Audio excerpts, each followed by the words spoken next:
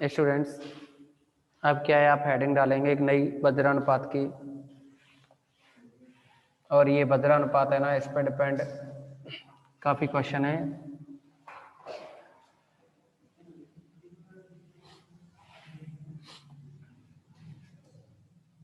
Okay, heading डालें सभी वज्रानुपात।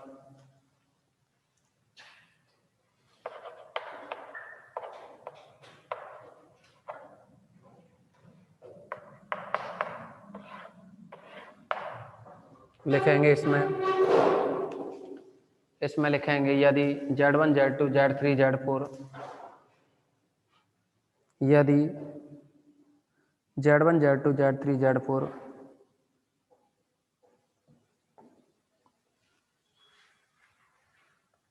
सभी भिन्न भिन्न हैं,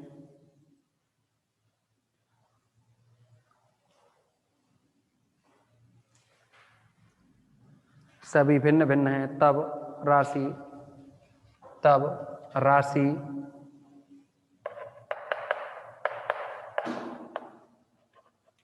Z1 minus Z2 into Z3 minus Z4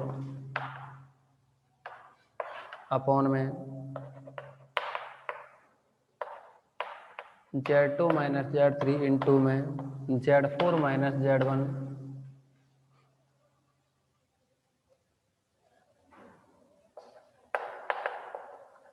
संख्याओं Z1 Z2 Z3 Z4 Z1 Z2 Z3 व Z4 का वज्रानुपात कहलाता है, का वज्रानुपात कहलाता है, और इसे Z1 Z2 Z3 Z4 और इसे Z1 Z2 Z3 Z4 से व्यक्त करते हैं।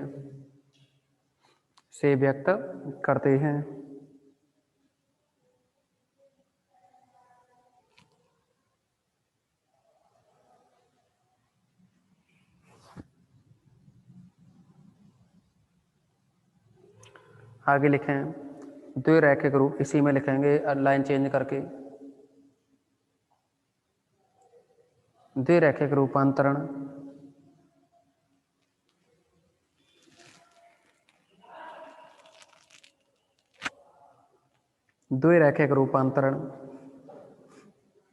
के अंतर्गत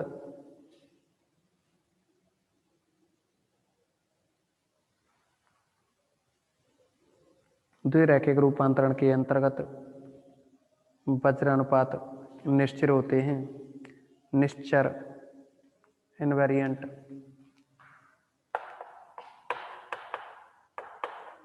होते हैं। इसके बारे में अभी आगे डेफिनेशन आएगी निश्चर के लिए, निश्चर होते हैं।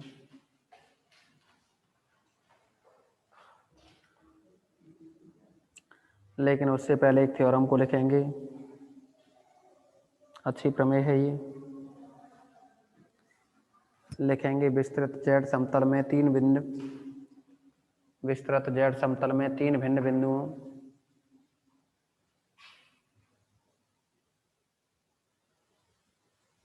किसको बोलने की बात कर रहे हो आप? वज्रानुपात की। और एक काम और करें, इस वज्रानुपात को समझें। देखिए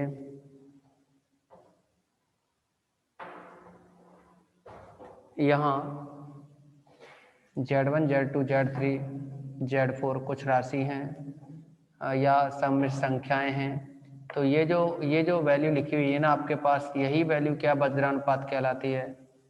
आप समझेंगे, पहले Z1 Z2 का अंतर है, ऊपर Z1 Z2 का अंतर है, और यहाँ Z3 Z4 का अंतर है। Z1 में से Z2 घटाओ, Z3 में से Z4 घटाओ, ऊपर लिख दो, और Z2 में से Z3 घटाओ, इसको Z2 में से Z3 घटाओ, और Z4 में से Z1 घटाओ। तो ऐसा करने पे जो वैल्यू बनती है उसको वज्रानुपात कहते हैं, Z1 Z2 Z3 का। और इसको इससे व्यक्त कर देते हैं Z1 Z2 Z3 Z4 के द्वारा। Okay, Z1 Z2 Z3 Z4 के द्वारा क्या है, इसको व्यक्त कर देते हैं। अब देखिए इसमें एक थ्योरम है, थ्योरम नंबर 6.2.7। थ्योरम रहेगी इसमें 6.2.7।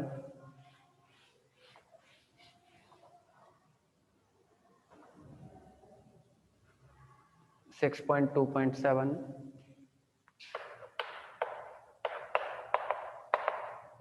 स्टेटमेंट लिखोगे इसका, सभी स्टूडेंट स्टेटमेंट लिखें इसका।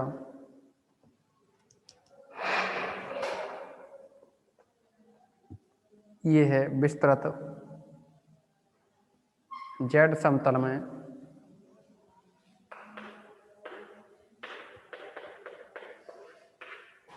विस्तृत जेड समतल में तीन भिन्न बिंदु, विस्तृत जेड समतल में तीन भिन्न बिंदु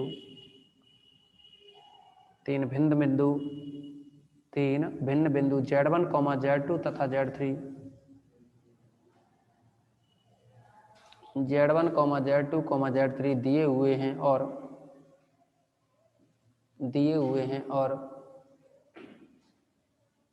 और विस्तृत W समतल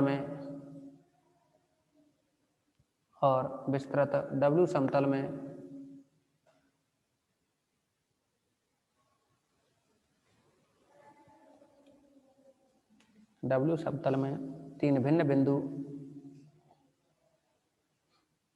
W1, W2 तथा W3 हैं। तीन भिन्न बिंदु W1, W2 तथा W3 हैं।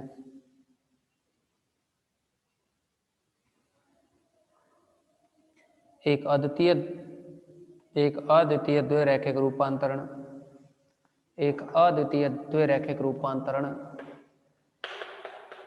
W बराबर f ऑफ Z, एक अद्वितीय द्विरैखिक रूपांतरण W बराबर f ऑफ Z इस प्रकार विद्यमान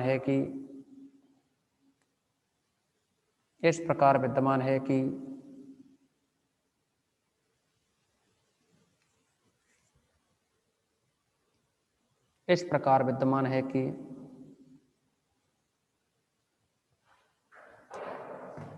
देखिए ये 6 बिंदु हो गए ना, यहाँ कितने पॉइंट्स हो गए, 6। एक तो Z1 Z2 Z3 हो गया, एक तो Z1 Z2 Z3, 3 तो ये हो गए और 3 हो जाएंगे W1 W2 W3, तो ये टोटल मिलाकर के 6 बिंदु हो गए। अगर इनमें से कोई भी बिंदु अंतस्थ नहीं है, अंतस्थ का मतलब है अनंत की बात कर रहे हैं, यदि कोई बिंदु अनंतस्थ नहीं है अर्थात अनंत पर नहीं है। अच्छा देखो, आपके लिए हमने जो अभी अधूरी चल रही है ना ये डेफिनेशन, वो थ्योरम का कथन इस प्रकार है कि f ऑफ Z1 बराबर W1, f ऑफ Z2 बराबर W2 और f ऑफ Z3 बराबर W3। ओके, ऐसा सब कुछ हमने, ये आपको लिख लेना है। इस प्रकार है कि के बाद में ये कंडीशन लिखनी है, थ्योरम यहाँ कंप्लीट होती है। अब आपसे कहा है इसका प्रूफ समझें। आपसे कहा है यहाँ कि द्विरैखिक रूपांतरण W बराबर f ऑफ Z इस प्रकार है कि वो कंडीशन आपको दे रखी हैं। इस प्रकार है कि Z1 पर फलन का मान है वो W1 के बराबर है, Z2 पर फलन का मान W2 के बराबर है और Z3 पर फलन का मान W3 के बराबर है। अब आप क्या करोगे, वैसे तो आपको एक रिजल्ट प्रूव करना है, इस कथन को आप दूसरी तरह से भी लिख सकते थे, लेकिन देखिए रिजल्ट जो फाइनली आपको प्रूव करना है ना, वो अभी जो बताया था ना वज्रानुपात, उसी को प्रूव करना है, लेकिन कुछ अलग फॉर्म में। यानी हमें जो प्रूव करना होगा वो है W माइनस W1 और इनटू में W माइनस का W2 अपॉन में W माइनस W3 इनटू में W2 माइनस का W1 equal to Z minus Z one, Z minus Z one, फिर जेड टू माइनस का जेड थ्री अपॉन में, देखो ये था W minus W one, W two minus W three, फिर है डब्ल्यू माइनस डब्ल्यू थ्री और W two minus W one, ऊपर है Z minus Z one up और इनटू में Z two minus Z three upon में Z minus Z three into में Z two minus का जेड वन। ओके, ये हमें प्रूव करना है। इस रिजल्ट को लाने के लिए माना द्विरैखिक रूपांतरण, माना द्विरैखिक रूपांतरण, द्विरैखिक रूपांतरण W बराबर एफ ऑफ जेड बराबर द्विरैखिक रूपांतरण है तो ए जेड प्लस बी अपॉन में सी जेड प्लस डी होगा ना। लेकिन द्विरैखिक रूपांतरण में A D minus B C का मान है, A D minus B C वो कभी जीरो नहीं होना चाहिए। ये कंडीशन आपको लिखाई थी हमने। ओके, अब देखो इसमें एक वैल्यू निकाल रहे हैं W माइनस डब्ल्यू के, इसमें एक वैल्यू निकाल रहे हैं W माइनस डब्ल्यू के। अब किसी भी के लिए W माइनस डब्ल्यू के की वैल्यू निकाल रहे हैं जिसकी हमें ज़रूरत पड़ जाएगी आगे, इससे इजी बन जाएगा थोड़ा सा। W की वैल्यू आपके पास A Z plus B upon में C Z plus D minus W के का मतलब है, डब्ल्यू के का मतलब है यहाँ जेड की जगह जेड के लिख दो, इसका मतलब है ए जेड के प्लस बी अपॉन में सी जेड के प्लस डी। आप इसका एलसीएम लोगे तो ये बना सी जेड प्लस डी और सी जेड के प्लस डी। ओके, अगर ए जेड प्लस बी का यहाँ गुणा करें तो ये बनेगा ए बी जेड ना ए सी जेड जेड के, ए सी जेड जेड के, ए जेड का डी से गुणा करोगे तो ये बनेगा ए डी जेड, बी का गुणा करोगे तो ये बनेगा सी बी जेड के और ये बनेगा प्लस का बी डी। इसके बाद में देखिए गुणा करेंगे ना सी जेड का ए जेड के से, ए सी जेड जेड के माइनस का ए सी जेड जेड के, फिर आएगा इसका बी से करें तो ये बनेगा बी सी जेड माइनस का, फिर आएगा ये डी का करेंगे तो माइनस का ए डी जेड के, ए डी जेड के, फिर बनेगा माइनस का बी डी, माइनस का बी डी। आप देखोगे इस बी डी से ये बी डी कट जाएगा, ए सी जेड जेड के से ए सी जेड जेड के कट जाएगा ना, ये बनेगा यहाँ ए डी जेड और ये है फिर यहाँ ए डी जेड के, तो दोनों में से A D common, Z minus Z के बना। ऐसे ही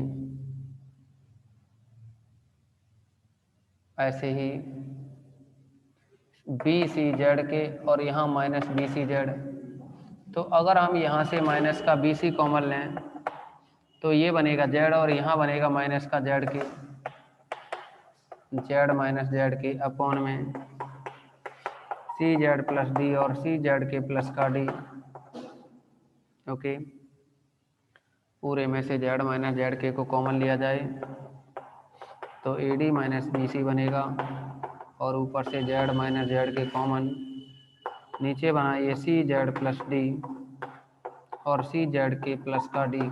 ओके, ये बनाए यहाँ W माइनस डब्ल्यू के इक्वल। अब अगर हम देखें कि LHS की वैल्यू लेकर के चलें RHS के बराबर आना चाहिए, तो ऐसा करने के लिए हमें ये वैल्यू प्रूव करनी है ना। इसके लिए सबसे पहले आप स्क्रीनशॉट लोगे, सबसे पहले आप सभी इसका स्क्रीनशॉट लें। ओके, स्क्रीनशॉट लेंगे सभी स्टूडेंट इसका।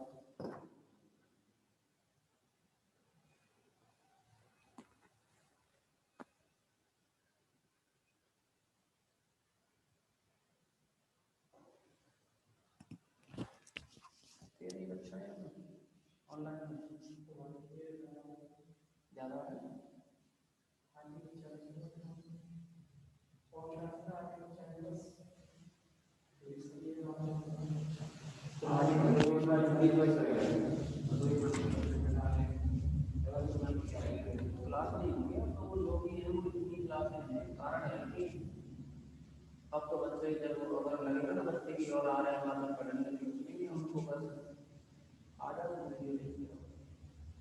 फिर 5-5 घंटे लगे और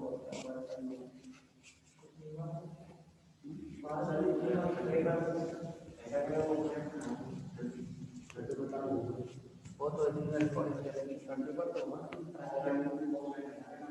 पता नहीं तुम तो पढ़ रहे हो कुछ कह नहीं सकते।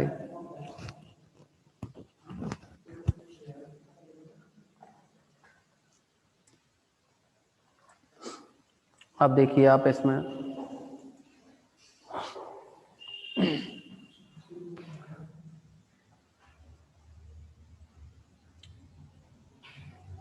इस वैल्यू की हमें जरूरत पड़ेगी W माइनस डब्ल्यू के की।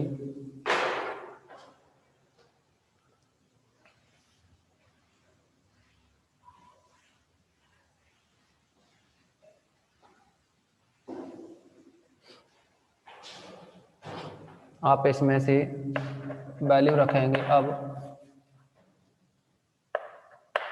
W minus W1 W2 minus का W3 अपॉन में W माइनस W3 और W2 माइनस का W1 इक्वल टू आपको इसमें वैल्यू रखनी है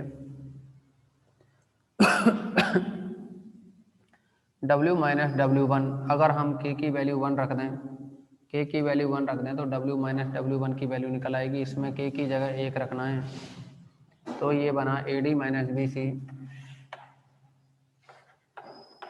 AD माइनस BC और Z माइनस Z1 अपॉन में C देखो Z की जगह Z1 करना है ना, ये बना CZ प्लस D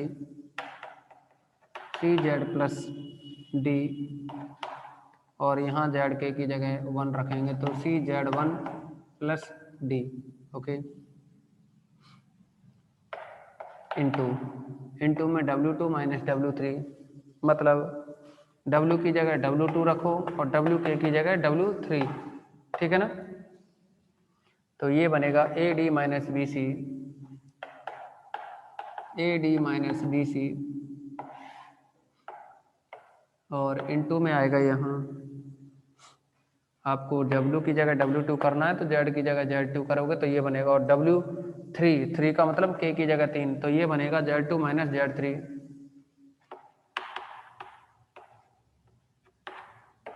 अपॉन में आएगा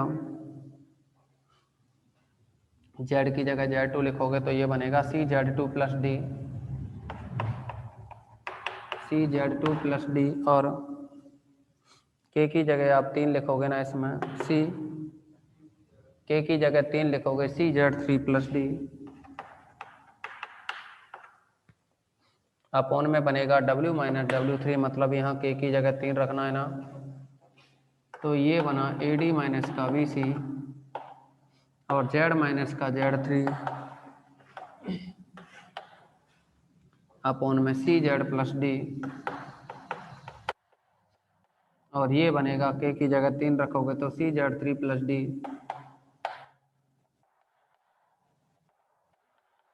इंटू AD माइनस BC।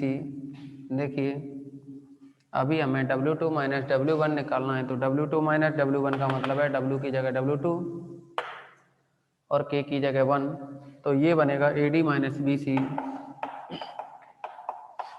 और जैसा कि आपको बताया W की देखो W की जगह W2 और W1 यानी WK की जगह W1 तो ये बनेगा यहाँ Z2 माइनस Z1 अपॉन में यहाँ Z की जगह Z2 रखोगे तो ये बनेगा CZ2 प्लस D और K की जगह आपको रखना है 1 तो ये बनेगा CZ1 plus D CZ1 plus D। आप देखोगे इस ब्रैकेट से ये कट गया और इस ब्रैकेट से ये कट गया CZ प्लस D से ये CZ प्लस D और CZ1 प्लस D से CZ1 plus D CZ2 plus D से CZ2 plus D CZ3 plus D से CZ3 प्लस D ठीक है ना। अब आप देखेंगे जो ऊपर बचा है ना z माइनस z1 और z2 माइनस z3 अपॉन में z माइनस z3 और z2 माइनस का z1 बचा। ठीक, अब अगर इसमें से इन 6 बिंदुओं में से कोई भी अनंतस्थ हो अर्थात शॉर्ट में कहें तो अनंत पर हो, ये कह सकते हो ना आप। देखो ये रिजल्ट तो इतना प्रूफ हो गया है। अब अगर हम ये कहें यदि W1, W2, W3 और Z1, Z2, Z3 इनमें से कोई एक बिंदु अनंत पर हो तो हम किसी एक पॉइंट को ले सकते हैं, या तो Z3 ले दो या Z1 ले लो, किसी को भी लो आप। यदि W3 अनंत पर है तब W3 अनंत पर है का मतलब है W tends to infinite limit लेने पर। अगर यहाँ से और यहाँ से दोनों में से W3 कॉमन लें तो ये बना W minus W1, W3 common लेंगे तो W2 अपॉन में W3 माइनस का 1, W3 कॉमन, और यहाँ से भी W3 कॉमन लें तो W अपॉन में W3 माइनस का 1, और ये W2 माइनस का W1 और जो W3 कॉमन लिया वो इधर निकाल दिया, इसको कैंसिल किया, equal to Z minus Z1 Z2 minus का Z3 अपॉन में Z minus Z3 Z2 minus का Z3। ओके,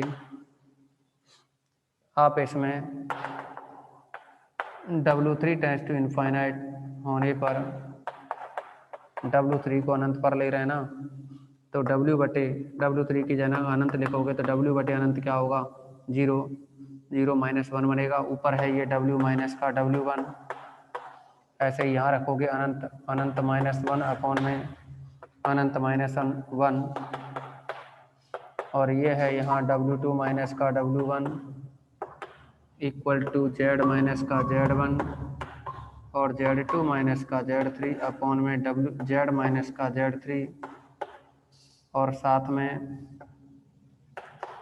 Z2 माइनस का Z3 सॉरी Z1 है ये, है ना।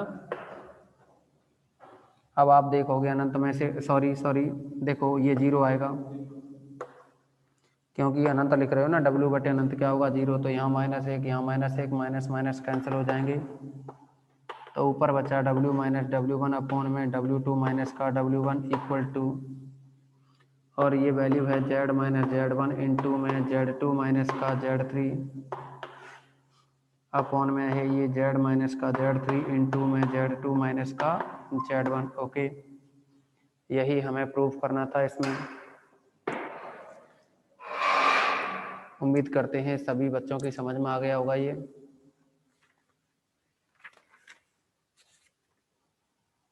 फिर भी किसी भी स्टूडेंट को कोई डाउट्स हो तो बता सकते हैं।